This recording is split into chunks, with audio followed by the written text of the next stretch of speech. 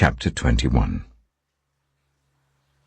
As they approached Jerusalem and came to Bethphage on the Mount of Olives, Jesus sent 2 disciples, saying to them, "Go to the village ahead of you, and at once you will find a donkey tied there with her colt by her.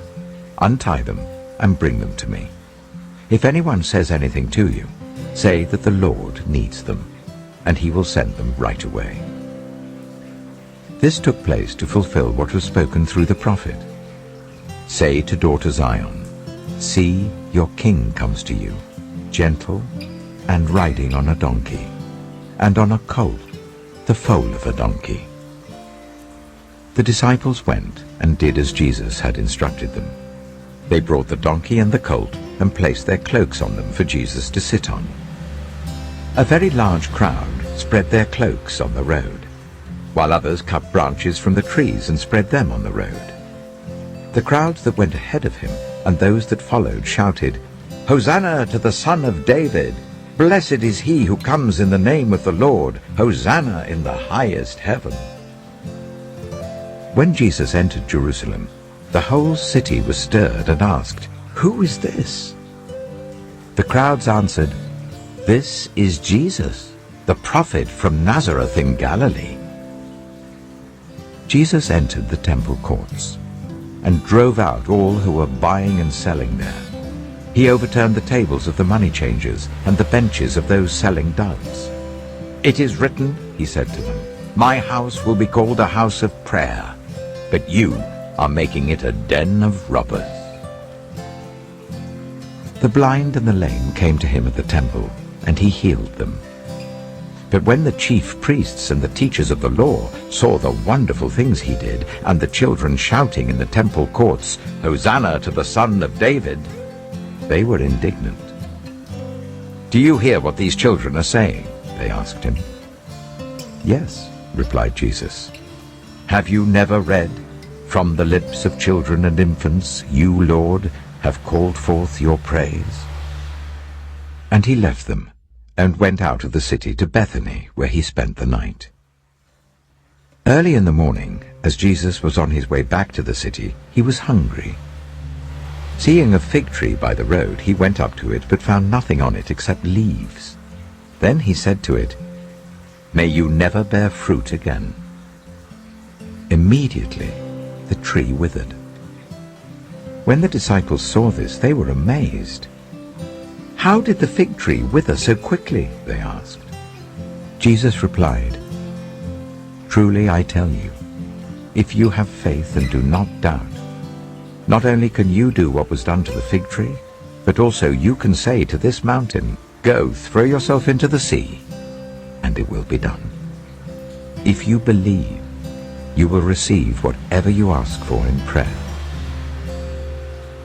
Jesus entered the temple courts, and while he was teaching, the chief priests and the elders of the people came to him.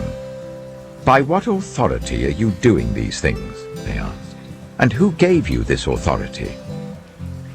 Jesus replied, "I will also ask you one question. If you answer me, I will tell you by what authority I am doing these things. John's baptism, where did it come from? Was it from heaven or of human origin?" They discussed it among themselves and said, "If we say, 'From heaven,' he will ask, 'Then why didn't you believe him?' But if we say, 'Of human origin,' we are afraid of the people, for they all hold that John was a prophet." So they answered Jesus, "We don't know."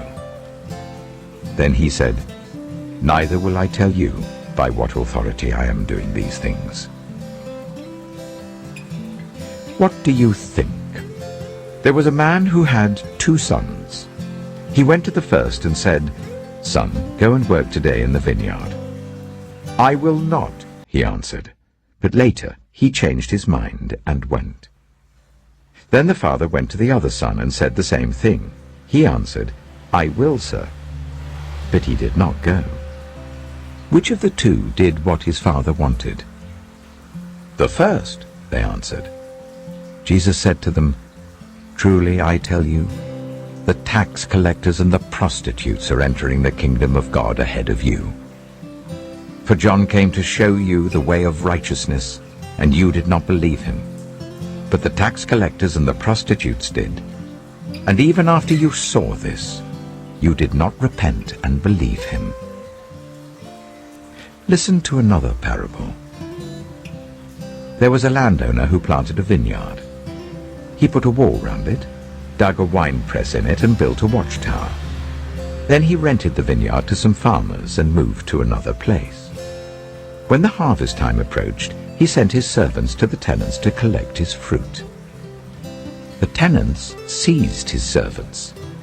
They beat one, killed another, and stoned a third. Then he sent other servants to them, more than the first time, and the tenants treated them in the same way. Last of all, he sent his son to them. They will respect my son, he said. But when the tenants saw the son, they said to each other, This is the heir. Come, let's kill him and take his inheritance. So they took him and threw him out of the vineyard and killed him.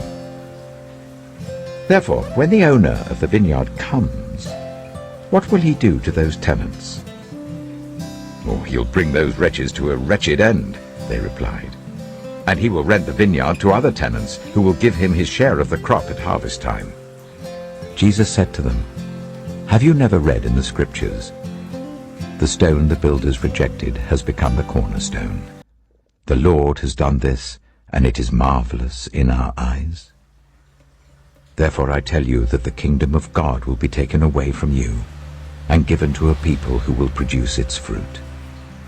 Anyone who falls on this stone will be broken to pieces. Anyone on whom it falls will be crushed. When the chief priests and the Pharisees heard Jesus' parables, they knew he was talking about them. They looked for a way to arrest him, but they were afraid of the crowd because the people held that he was a prophet.